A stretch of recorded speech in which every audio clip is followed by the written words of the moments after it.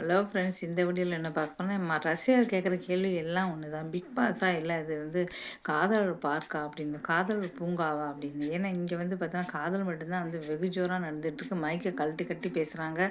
Big பாஸில் கண்டுக்கிறதே இல்லை, warning பண்ணிட்டு பண்ணிட்டு விட்டுறாங்க. அப்போ யார் வேணால் இதை வேணால் பண்ணலாமே. அப்புறம் இவங்க பயப்படாமல் இப்படி காதல் பண்ணிகிட்டு இருக்காங்களே. இப்போ காதல் பண்ண ஆதிரை, ஏன்னா அப்புறம் எஃப்ஜே, பாரு, கம்ரு, அப்புறம் அரோரா, இவங்க 4 பேரும் காதல் பண்ண தான் வந்திருக்காங்கன்னா பிக் பாஸ்க்கு இருக்கா வந்திருக்காங்க. அப்போ அது ஏதாவது பீச்சோ பார்க்கோ எங்கேயாவது போயிருக்கலாமே. அங்கே போய் மாறி மாறி சண்டை போட்டு அங்கே போய் நீங்கள் சண்டை போட்டுக்கலாமே.